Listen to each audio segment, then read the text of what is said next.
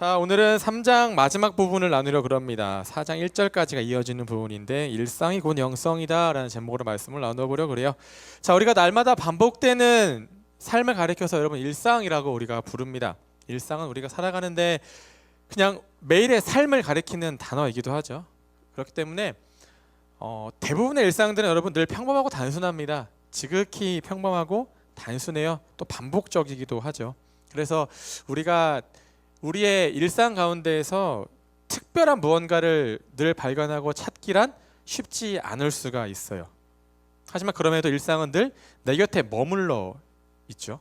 또 그 누구라도 저에게도 일상이 있고 여러분 모두에게도 일상은 분명히 존재해요.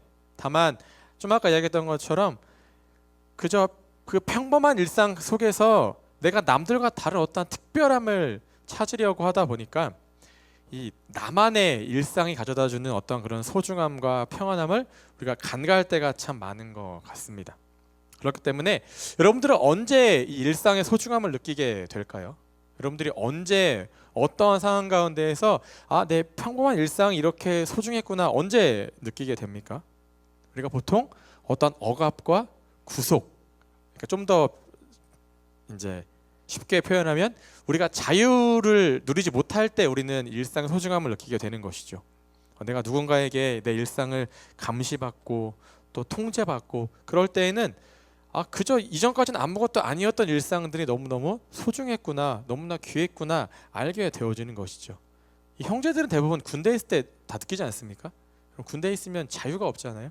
그러니까 늘 내가 밖에 있을 때 얼마나 내 하루하루의 삶이 소중했구나, 귀했구나. 그때 우리가 늘 뼈저리게 깨닫게 되어지는 것 같아요. 근데 자매들은 또 언제 이런 걸 느끼는지 제가 잘 모르겠네요. 자, 우리가 지난주에 크리스천으로서 일상의 삶의 중요성에 대해서 말씀을 나눴고 오늘도 전체적인 여러분 큰 주제는 같습니다. 동일해요. 왜냐하면 우리가 크리스천으로서 어떻게 살아가야 하는가, 우리의 매일매일의 삶은 어떠한 모습으로 살아가야 하는가에 대한 답이 우리의 일상 속에 담겨져 있기 때문에 그런 겁니다. 자, 여러분들이 크리스천으로서 내가 이 땅을 살아가는 하나님께 부름받은 하나님의 자녀로서 내가 어떻게 살기를 원하는 각자의 모습들이 있을 겁니다. 내가 그리고 있는 저마다의 어떤 자화상이 다 있을 거예요. 내가 이러한 모습으로 살아야 되겠다. 내가 말씀을 붙잡고 어떤 믿음의 삶을 이러한 모습으로 살아가야 되겠다. 저마다 그리고 있는 또 소망하고 기대하며 기도하고 있는 그런 모습들이 다 있을 거란 말이에요. 그리고 이 모든 것은 다른 사람의 일상이 아니라 내가 원하는 내 삶은 다른 사람의 삶을 통해서 투영되는 것이 아니라 결국 나의 일상을 통해서 나의 하루하루의 삶을 통해서 보여지게 되어지는 것이고 완성되게 되어진다라는 것이죠. 그렇기 때문에 여러분 우리가 늘 알고 있죠. 교회와 우리의 일상, 우리의 삶은 어떻다는 거예요? 구분될 수 없다라는 것이죠. 우리 같은 방향으로 같이 나아가야 한다라는 거예요. 교회와 일상, 교회에서의 모습이 다르고 일상에서의 모습이 다르고 우리 절대 그럴 수 없다라는 것이죠. 그리고 나의 일상을 통해서 여러분의 삶을 통해서 우리의 모든 것들이 하나하나 다 드러나게 된다라는 것입니다. 자, 우리가 오늘 말씀을 다 같이 읽었죠.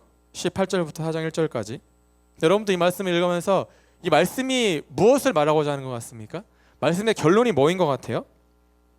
여러분들은 짧은 말씀이었지만 이 18절부터 4장 1절까지의 말씀을 통해서 여러분의 마음 가운데 어떠한 부딪힘이 왔습니까? 여러분 바울은 오늘 말씀을 통해서 우리에게 일상의 중요성에 대해서 말씀을 하고 있습니다. 그냥 다른 거를 이야기하는 것이 아니라 그냥 우리의 일상의 삶이 너무너무 중요합니다라는 것을 말씀을 통해서 우리에게 권면하고 있다라는 거예요. 자, 여러분 우리에게 있어서 여러분들에게 있어서 일상의 변화는 무엇을 통해서 가능케 될까요? 우리는 언제 어떠한 것들을 통해서 우리의 삶이 우리의 매일매일의 일상이 변화될 수가 있을까요? 그 시작은 예수님을 만나고 예수님을 믿는 것으로부터 시작이 됩니다. 이건 당연한 것이죠. 하지만 그럼 바울은 이건 당연한 거예요. 왜냐? 지금 바울이 이 편지를 쓰고 있는 대상들은 전혀 믿지 않는 불신자가 아니라 골로새 교회의 성도들이잖아요. 이 성도들은 이미 예수님을 만났고 예수를 믿고 구원받아 거듭난 상태의 사람들이란 말이에요. 이 사람들에게 지금 무엇을 말하느냐? 너희의 일상의 삶의 변화가 필요한데 그 변화는 이미 이건 당연한 거예요. 다 믿고 있으니까. 그런데 여기에 한 발짝 더 나아가서 예수를 믿는다면 교회뿐만이 아니라 너희들의 삶 가운데에서도, 근데 그 삶이라는 것은 어떤 특정한 삶의 공간들이 아니라 너희들의 일상의 자리 가운데에서 변해야 된다라는 거예요. 이러한 말씀처럼 이러한 모습으로 살아가야 한다라는 것을 이야기하고 있는 겁니다. 믿는 자는 반드시 삶의 모습이 뒤따라야 한다라는 것을 이야기해주고 있는 거예요. 자, 예수님을 믿지 않았던 사람이 여러분 예수님을 믿기 시작하면 가장 먼저 어떠한 변화가 나타날까요? 교회에 나오겠죠. 그렇죠? 예배를 드리겠죠. 그리고 조금씩 찬양도 따라 부르면서 기도도 할 거예요. 그러면서 여기서 한 걸음 더 나아가면 이제 내 집에서든 또 다른 곳에서도 교회가 아닌 장소에서도 또 말씀도 읽고 찬양도 듣고 기도도 하고 그러한 모습으로 하나하나 이렇게 발전해 나갈 거 아니겠습니까? 그런데 바울은 이렇게 그냥 누구나 당연히 밟을 수 있는 그러한 일상의 어떤 변화에만 초점 맞추는 것이 아니라 개인적인 삶의 영역에서도 우리가 믿음으로 말미암아 변화될 수 있어야 한다는 것을 우리에게 이야기해 주고 있는 거예요. 그러니까 예수를 믿으면 그냥 예배드리고 기도하고 찬양하고 그것도 너무나 중요한 변화지만 그런 변화와 더불어서 내 하루의 삶이 반드시 달라져야 한다는 것을 바울이 이야기해 주고 있는 겁니다. 자, 여러분들이 22절까지 말씀을 읽어보시면 그 중심이 관계라는 걸 알 수가 있어요. 이러이러한 관계 가운데에서 사랑해라, 존중해줘라, 노엽게 하지 말라, 그런 것들을 바울이 쭉 이야기를 하고 있죠. 자, 그런데 여러분 보세요. 남편과 아내, 그렇죠? 부모와 자녀, 또 이 주인과 종의 관계는 여러분 우리가 어디서 보여지는 관계입니까? 교회예요? 교회 밖이에요? 교회 밖이죠, 그렇죠? 이것들은 주로 교회보다는 교회 밖에서 이루어지는 관계들을 이야기하고 있는 거란 말이에요. 그럼 바울은 예수를 믿는 사람이 변화를 이루어야 되는 공간으로서 가장 먼저 교회를 말하지 않습니다. 왜냐? 우리의 일상은 저를 포함해서 우리의 일상생활의 대부분의 시간은요, 여러분 우리가 교회에서 보내는 시간보다 교회가 아닌 교회 밖에서 보내는 시간들이 훨씬 더 많기 때문에 여러분 그런 겁니다. 여러분이 가정이나 또 직장, 또 학교 이런 곳에서 보내는 시간이 교회보다 훨씬 많아요. 그렇지 않은 사람은 아무도 없을 겁니다. 근데 여러분 이거는 잘못된 게 아니에요. 이걸 통해서 여러분들이 좀 더 교회에 많은 시간을 투자해라, 할애해라 그거 말씀드리려는 게 아니라 이건 당연한 거예요. 한 주에 적어도 70% 이상의 시간들은 여러분들이 가정과 또 직장과 어떤 세상 가운데에서 이런 것들을 시간들을 보낸단 말이에요. 그런데 여러분들이 그러한 많은 시간들을 세상 가운데 투자하고 있다라면 여러분이 대부분의 시간들을 내 가정과 학교와 학원과 그런 장소에서 이 시간들을 보내고 있다라면 여러분이 당연히 우리가 그 곳에서도 믿음으로 말미암아 우리의 삶이 변화되어야 되지 않겠습니까? 라는 것을 말씀드리고 있는 겁니다. 이 영성 신학의 아주 탁월한 이 대가라고 불렸던, 지금은 돌아가셨지만 이 달라스 윌라드라는 목사님이 계셨어요. 이 목사님이 하나님의 모략이라는 책에서 이런 말씀을 하셨어요. 실제로 변화가 일어나는 곳은 우리가 하나님 그리고 이웃과 함께하는 실제의 삶 속이다라고 말씀을 했습니다. 여러분 우리가 믿음을 가지고 변화가 일어나는 곳은 어디라는 거예요?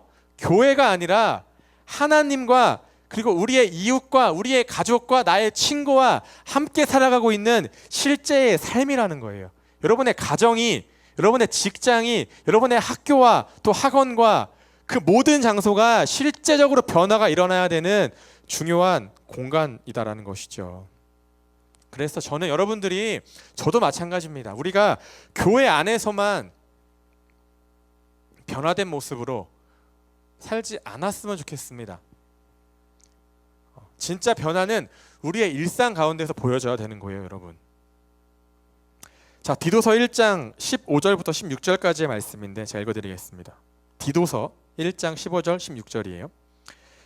깨끗한 자들에게는 모든 것이 깨끗하나 더럽고 믿지 아니하는 자들에게는 아무것도 깨끗한 것이 없고 오직 그들의 마음과 양심이 더러운지라. 그들이 하나님을 시인하나 행위로는 부인하니 가증한 자요 복종하지 아니하는 자요 모든 선한 일을 버리는 자니라. 아멘. 여러분, 제가 가만히 말씀을 묵상해 보니까 하나님이 보시기에 나만큼 뭔가 가증스러운 존재가 없는 것 같아요.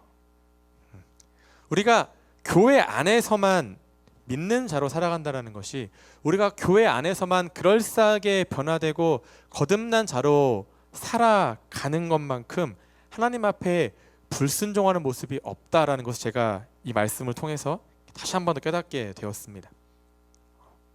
우리가 입으로 날마다 고백하죠. 믿습니다. 믿습니다. 이제는 달라질 겁니다. 변화될 겁니다. 그런데 정작 일상으로 돌아가면 똑같아진다는 것이죠. 어쩌면 믿기 전보다 더 가증스러워지고 더 악해질 때도 있는 것 같아요. 그런데 우리가 이것들을 알고 있지만 우리가 이것 때문에 괴로워하기보다는 우리를 더 괴롭게 하는 건 이러한 나를 너무나 하나님 보시기에 가증스럽고 불경건하고 불순종스러운 모습으로 살아가는 나 자신을 하나님은 너무너무 사랑하신다라는 게 우리를 더 힘들게 하는 것 같습니다. 왜 나를 이렇게 사랑하실까? 난 이러한 모습으로 살아가고 있는데, 나는 매일매일 하나님 앞에 가증스러운 모습으로 살아가고 있는데 하나님은 그러한 나를 절대 포기하지 않으신다라는 사실이 너무 제 마음을 힘들게 할 때가 많은 것 같아요. 자, 여러분, 우리는 이제 변해야 됩니다. 사실은 우리가 이 수련회와 같은 뭐 큰 어떠한 신앙의 이벤트들이 있잖아요, 여러분. 이러한 것들을 우리가 한번 이렇게 경험하고 돌아오면 사실 여러분 뭐든 하나라도 변해야 돼요. 이거는 정말 맞는 것 같아요. 우리가 이러한 시간을 통해서도 내 일상의 삶 가운데에서 정말 작은 부분일지라도 변하는 게 없으면 저는 사실 우리 모두가 2박 3일 동안 왜 그곳에서 그렇게 한 공간에서 밖으로 나갈 수도 없는 그 공간에서 함께 예배하고 기도하고 찬양했을까? 라는 그러한 생각도 사실 가지고 있어요. 그만큼 우리는 우리의 삶 가운데에서 저는 큰 변화를 말하는 것이 아닙니다. 그 일상 가운데 지극히 작은 부분 하나라도 우리가 믿음으로 변할 수 있어야 한다라는 거예요. 그냥 여러분들이 물론 그건 있죠. 우리 모두가 내면적으로는 분명히 변화된 게 있을 거예요. 저 그건 확신합니다. 여러분들 모두가 뭐 수련회든 예배든 이런 시간들을 우리가 이제 이렇게 시간들을 함께 보내고 나면 우리의 마음속으로는 변화의 물결이 솟구쳐 올라갈 겁니다. 결단이 계속적으로 밀려올 거예요. 그런데 여러분, 저는 내면의 변화에서 우리가 딱 멈추는 것이 아니라 이거라도 변했으니까 다행이지 할렐루야 그럴 수도 있지만 그 내면의 변화 플러스 외적인 변화가 이제는 적어도 우리가 지금의 이 정도까지 올라왔다라면 함께 일어날 수 있어야 한다는 거예요. 자, 성경의 예를 들어봅시다. 삭개오, 여러분 삭개오 잘 아시죠? 여러분, 삭개오가 예수님께서 여리고를 지나서 가신다는 이야기를 들었어요. 그 다음 어떻게 합니까? 나무 위로 올라가죠. 그렇죠? 삭개오가 내면의 결단을 쓴 거예요. 아, 예수님이 우리 동네로 오신다고 무조건 만나야지란 내면의 결단이 일어선 겁니다. 나무 위로 올라가요. 그래서 그곳에서 기다리고 있다 예수님을 만나죠. 대화도 해요. 그러면 예수님께서 어떻게 해요? 구원을 선포하시고 내가 오늘 너희의 집에서 하루 묵었다 가야 되겠다 말씀하시죠. 구원이 선포돼요. 삭개오는 내면의 결단과 더불어서 이제 구원을 얻습니다. 변화가 됐단 말이에요. 근데 여기서 끝났으면, 여기서 삭개오 이야기가 끝났으면 사실 우리에게 크게 뭔가 감흥이 안 왔을 거예요. 왜냐? 그러한 내면의 결단과 변화는 우리도 충분히 할 수 있거든요. 그런데 삭개오 이야기의 결론은 뭐예요? 어떻게 끝나요? 삭개오가 이렇게 이야기하죠. 주여 보시옵소서, 내가 내 소유의 절반을 가난한 자들에게 주겠사오며 만일 누구의 것을 속여 빼앗은 일이 있으면 내 갑절이나 갚겠나이다. 여러분, 내적 변화와 결단과 더불어서 외적인 변화가 함께 일어나고 있다는 거예요. 여러분, 세리장으로서 삭개오는 이 삭개오의 일상은 어땠어요? 그의 일상의 삶은 무엇이었습니까? 그냥 동족을 착취하는 거였단 말이에요. 빼앗는 거였어요. 괴롭히는 거였단 말이에요. 그게 일상이었어요. 그런데 이제 삭개오의 그 일상의 자리에서부터 변화가 일어나게 된 겁니다. 삭개오는 변한 거예요. 자, 또 한 명을 소개해 드릴까요? 고넬료를 기억하시죠, 여러분? 근데 고넬료는 조금 달라요, 삭개오랑. 왜냐? 이 사람은 애초부터 성경이 처음 이 사람을 우리한테 소개할 때부터 고넬료는 경건한 자다라고 이야기를 합니다. 경건하여 온 지방과 더불어 하나님을 경외하며 백성을 많이 구제하고 하나님께 항상 기도하더라, 이렇게 말씀을 해요. 고넬료는 그 가정 자체가 경건한 믿음의 가정이었다라는 거예요. 우리는 이 말씀 한 절만으로도 고넬료의 일상이, 그의 삶이 어땠는지 알 수 있어요. 충분히 알 수 있습니다. 자, 본문에서 바울이 이야기하고 있는 남편과 아내의 관계, 부모와 자녀의 관계, 주인과 이 종의 관계에 있어서 여러분, 고넬료는 어땠다는 거예요? 본이 되는 삶을 이미 살고 있었다라는 거예요. 이게 무엇이냐? 여러분, 고넬료가 경건했대요. 그의 삶이 경건했던 겁니다. 그러니까 내면만 경건한 게 아니라 그렇게 끝나지 않아요. 고넬료는 그의 삶이 경건했기 때문에 그 경건함이 그의 외적인 모습으로 흘러가게 되면서부터 고넬료의 가정과 주변과 그 모든 삶의 일상의 자리 가운데에서 그 경건함이 드러나게 되었다라는 것을 이야기하고 있는 겁니다. 온 지방과 더불어서 하나님을 경외하며 백성을 많이 구제하고 항상 기도하더라. 여러분, 온 집안이 하나님을 경외했다라는 것은 부부와의 관계, 남편과 아내의 관계, 부모와 자녀의 관계가 어땠다라는 거예요? 올바랐다는 것을 의미하는 것이겠죠. 여러분, 고넬료는 백부장이었잖아요. 100명의 부하가 있었다라는 겁니다. 근데 그러한 사람이 백성을 많이 구제하고 항상 기도하더라, 경건했다라는 것은 여러분, 이런 관계는 말할 것도 없다라는 겁니다. 눈에만, 겉으로만 보여지는 그럴싸한 경건이 아니었다는 것을 우리에게 이야기해 주고 있는 거예요. 여러분, 우리의 일상이 경건하다라는 것이 무엇을 말하는 것일까요? 저 사람은 경건해. 그럼 이거는 그런 겁니다. 하나님의 하나님 되심을 인정한다라는 거예요. 우리의 삶이 거룩하다라는 것은, 우리의 삶이 경건하다라는 것은 내가 내 입술의 고백으로, 내 삶의 고백으로 하나님의 하나님 되심을 인정한다라는 것을 의미하는 겁니다. 여러분, 생각해 보세요. 하나님을 인정하지 않는 사람이 하나님의 거룩하심을, 하나님의 그 영광스러우심을, 하나님의 위대하심을 인정하지 않는 사람이 어떻게 그 인생 가운데에서 남편에게 복종하고 아내를 사랑하고 자녀를 노엽게 하지 않고 그 종과의, 또 주인과의 관계에 있어서 온전할 수 있겠습니까? 자, 여러분, 22절을 보세요, 말씀을. 그러면 종들이 모든 일에 육신의 상전들에게 순종하되 사람을 기쁘게 하는 자와 같이 눈가림만 하지 말고 오직 두려워하여 성실한 마음으로 하라. 여러분, 보세요. 우리가 하나님의 하나님 되심을 인정한다라는 것은 언제나 하나님 앞에서 행하는 것처럼 살아간다라는 것을 또 의미하는 겁니다. 보니까 종들에게 권면하고 있죠. 모든 일에 육신의 상전들에게 순종하되 사람을 기쁘게 하는 자와 같이 눈가림만으로 하지 말래요, 여러분. 이게 무슨 말입니까? 겉으로만 하지 말라는 거예요. 겉으로만. 오직 두려워하여 하나님을 경외하라는 겁니다. 하나님을 경외하는 마음으로, 성실한 마음으로 하라. 늘 하나님이 내 앞에 계신 것처럼, 하나님께 하는 것처럼 그렇게 살아가라, 바울 이야기하고 있는 겁니다. 코람데오를 여러분들 기억하시죠? 하나님 앞에서 우리가 하나님 앞에서 무언가를 해야 한다라면, 그렇죠? 여러분이 저한테 하는 게 아니라 내 친구한테 하는 게 아니라 내가 무언가를 하나님께 드림이 되어지고 하나님께 해야만 한다면 우리가 여러분 어떻게 눈가림하는 식으로만 할 수 있겠습니까? 하나님 청만하지 않을 거 아니겠습니까? 이런 바울은 언제라도 하나님을 경외하는 마음으로 진실함으로 행하라 그렇게 종들에게 권면하고 있습니다. 다 동일하게 권면하고 있는 거예요. 마찬가지입니다. 남편에게도 아내에게도 자녀들에게도 부모에게도 주인에게도 종들에게도 그럴싸하게 보여지게 살아가지 말라는 거예요.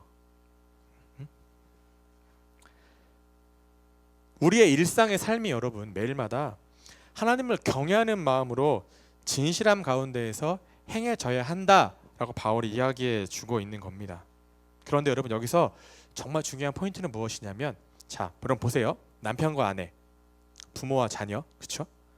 주인과 종 이러한 관계는 여러분 우리가 다시 한번 생각해 본다면 어떠한 관계라고 할 수 있을까요? 나와 가장 가까운 관계입니다. 나와 가장 가까이 있는 관계를 이야기하는 거예요. 무엇이냐? 여러분의 삶 가운데에서 일상 속에서 가장 가까이 있는 사람과의 관계에서부터 이러한 모습들이 시작되어야 한다는 겁니다. 이러한 변화가 이루어져야 한다는 것을 이야기해 주고 있는 거예요. 자, 이 부부와 또 자녀와 부모의 관계는 가정이라는 것이고 또 주인과 종은 직장을 여러분 이야기하지 않겠습니까? 학교도 마찬가지겠지만 이런 바울이 아무런 이유 없이 이 가정과 직장, 일터를 콕 집어서 이야기한 게 아니라는 것이죠. 너무 가까운 거예요, 우리랑. 너무 밀접하게, 너무 긴밀하게 우리랑 맺어 있는 관계가 바로 이 공간에서 이루어지는 관계이기 때문에 여러분 그런 겁니다. 이렇게 이야기할 수 있겠죠. 나와 가장 가까이 있는 사람들과 그 관계 가운데에서 바로 그 장소 가운데에서부터 내가 믿음의 어떤 변화를 일으키지 못하는데 믿음의 삶을 살아내지 못하는데 여러분 우리가 언제 어디에 가서 그런 믿음으로 살겠습니까? 여러분 바울은 그걸 이야기하고 있는 겁니다. 이 골로새 교회 성도들에게 또 우리 사랑하는 청년 공동체 모두에게 물론 이 말이 때로는 약간 정죄의 말처럼 들릴 수 있겠지만 우리가 그렇게 이 말씀을 받아들이기보다는 참 우리가 실제적으로 가정이나 그런 곳에서부터 내가 믿음으로 살아가지 못하는데 내가 정말 이 변화된 이 어떠한 삶을 그 곳에서부터 이뤄내지 못하는데 우리가 그럼 언제 어디에 가서 어느 장소를 여러분 믿음으로 변화시키고 복음으로 거룩하게 만들 수 있겠습니까? 그게 여러분 안 된다라는 것이거든요. 아마 여러분은 앞으로 남아있는 평생의 삶의 정말 대부분의 시간들을 가정과 직장에서 보낼 겁니다. 누구라도 그럴 거예요. 그러면 사실은 이 매일매일의 삶이 직장 생활도 마찬가지고 가정도 마찬가지인 것 같아요. 똑같은 사이클의 반복이니까 어때요? 지루하겠죠. 따분하겠죠. 그런데 바울이 일상의 삶을 강조하는 이유는 여러분 이렇게 매일매일 반복되고 또 만나고 얽히는 이러한 일상의 반복되는 삶 가운데에서 우리의 무엇이 자라기 때문에 그런 거예요? 우리의 믿음이 자라기 때문에 그런 겁니다. 우리의 영성이 자라기 때문에 그런 겁니다. 우리가 이러한 삶 가운데에서 여러분의 삶이 더욱더 경건해지고 거룩해지기 때문에 바울이 이야기를 하고 있는 거예요. 여러분 아마 그 자리 가운데에서 아마 뭐 오늘은 우리가 이제 주일이니까 물론 오늘 그럴 수 있어요. 뭐 가정 가면은 가정에서 우리가 뭐 부모님과의 관계 가운데에서 또 형제와 관계 가운데에서 뭐 안 다투겠습니까? 뭐 갈등이 없겠습니까? 그렇죠? 우리는 늘 그 자리 가운데에서 늘 막 죄와 싸우면서 영적 전쟁을 벌이는 것이고 또 우리는 그 또 죄에 대해서 그 일상의 자리 가운데에서 날마다 부르짖고 회개할 것이고 그러면서 주님 내가 더욱더 어제보다 굳센 믿음을 주십시오. 믿음을 주십시오. 기도하지 않겠습니까? 이게 우리의 일상의 전부잖아요, 여러분. 그런데 그 일상이 너무나 지루한 그 일상이 결국 우리를 하나님의 거룩한 자녀로서 자라게 하는 원동력이 된다라는 것이죠. 여러분 그래서 너무너무 우리의 일상이 여러분 중요하다라는 겁니다. 오늘 말씀의 제목처럼 여러분의 일상이 곧 영성이 되는 삶을 살아갈 때 우리의 일상생활 가운데에서도 우리가 거룩과 영성이라 그러면 경건이라 그러면 뭔가 자리를 딱 잡아놓고 성경책 펴고 말씀 묵상하면서 기도하고 찬양하고 그러한 특별한 장소에서만 우리의 영성이 성장하는 것이 아니라 여러분의, 제가 지난주에도 이야기했잖아요. 여러분의 가정에서도, 여러분의 직장에서도, 일하다가도 운동을 하다가도 우리는 영성이 자랄 수 있어야 된다는 것이죠. 왜냐? 우리의 삶의 자리 가운데 하나님은 영성으로 살기를 원하시기 때문에 그런 겁니다.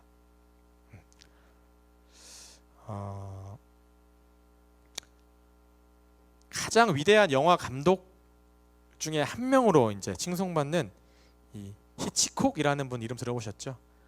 알프레드 히치콕이라는 분이 이런 말을 남겼어요, 여러분.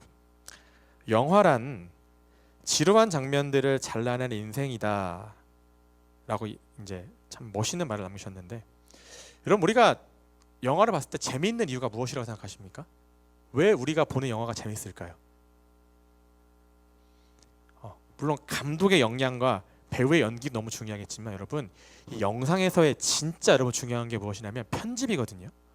여러분 영상은 편집자가 얼마나 편집을 잘하냐에 따라서 완전히 그 분위기가 달라지는 게 영상이에요. 그러니까 이 편집자가 어떤 개연성을 떨어뜨리거나 자칫 지루하게 만드는 그런 부분들을 너무나 탁월한 편집 기술로 잘라낼 때 과감하게 삭제할 때 여러분 그 영화가 정말 재밌는 영화로 우리에게 전달되어지는 것이거든요. 자, 우리 중에 누구라도 여러분 그래요. 영화를 볼 때 흥미로운 부분만을 보기 원하는 것처럼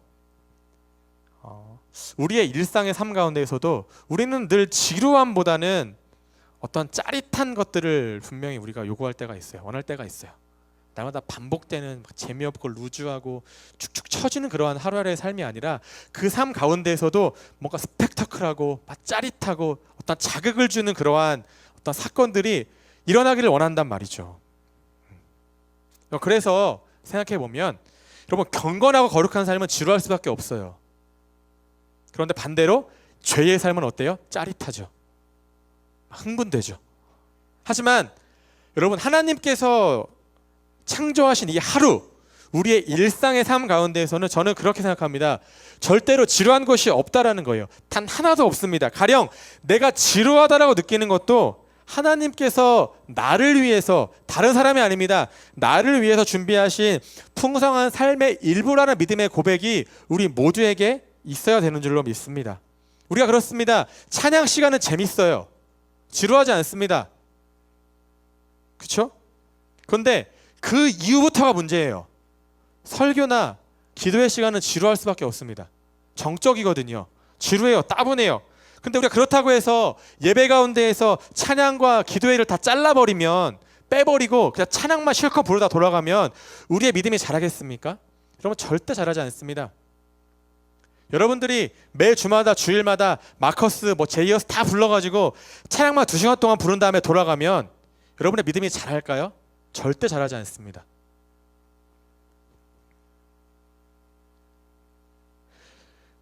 우리의 예배가 여러분 풍성한 이유는 하나님께서 우리의 예배 가운데 찬양과 말씀과 기도와 나눔과 교제, 이 모든 것들을 그 안에 담아 놓으셨기 때문에 저는 가능한 줄로 믿습니다.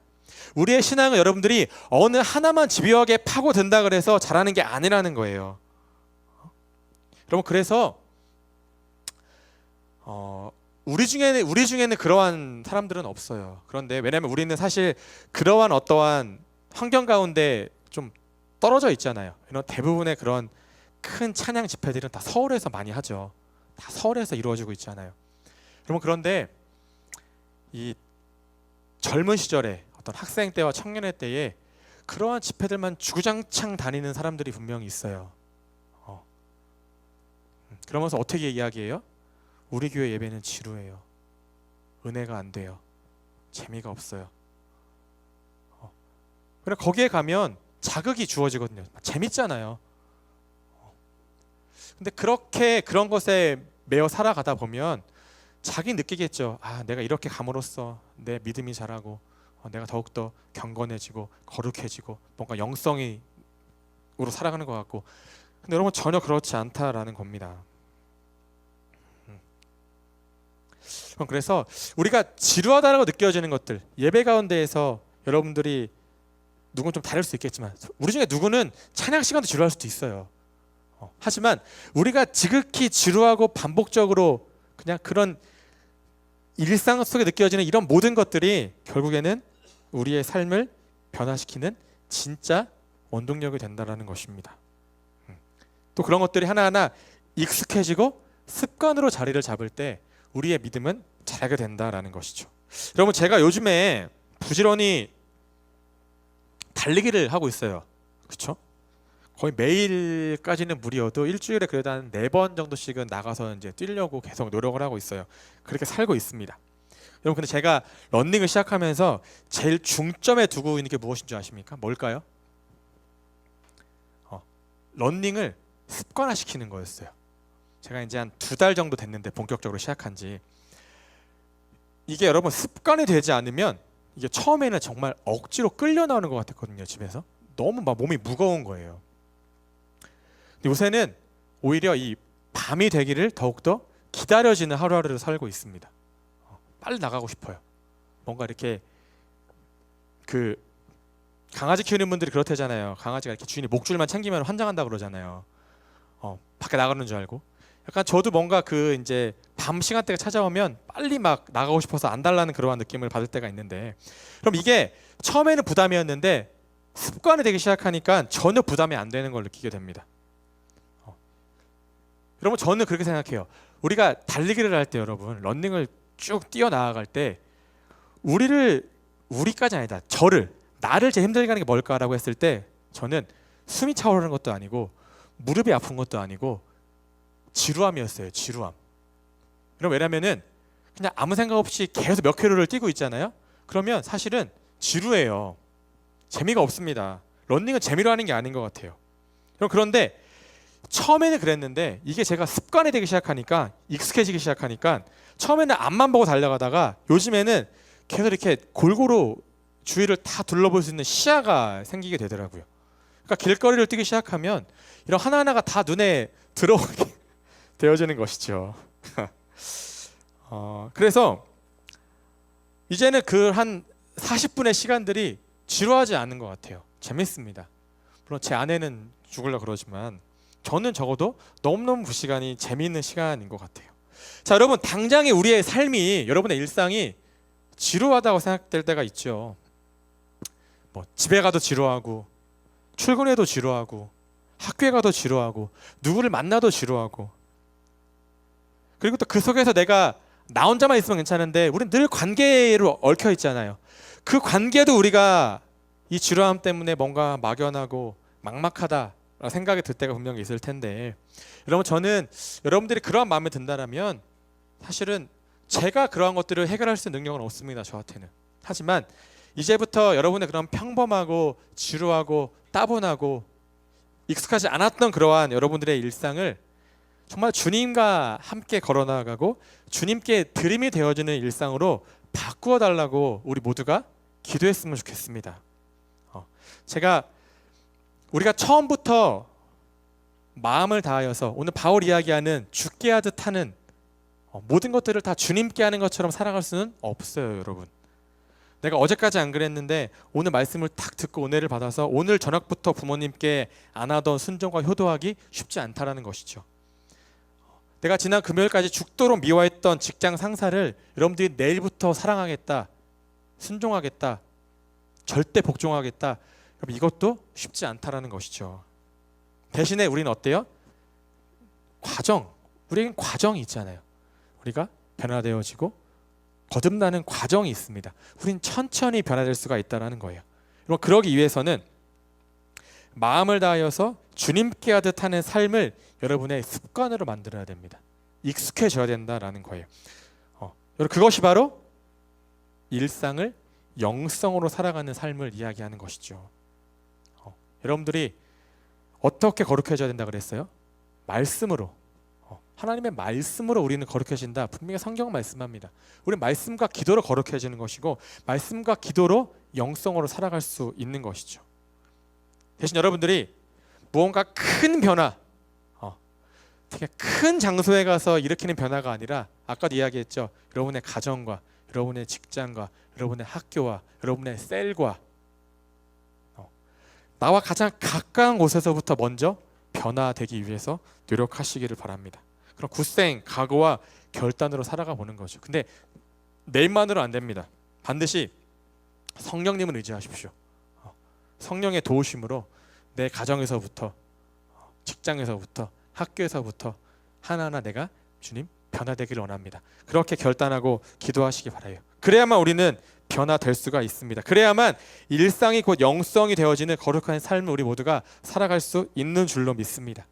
자, 그래서 여러분들이 오늘부터 반드시 결단하고 기도하십시오. 내가 믿음 입으로만 날마다 하나님 믿습니다, 그렇게 살겠습니다, 여러분 그런 게 아니라 내 내면의 신앙 고백이 내 안에서 솟구치는 내 믿음의 결단이 일상의 삶 가운데에서 풍성한 열매로 들여지는 맺어지는 그러한 삶을 살아가시기를 주님의 이름으로 축복합니다.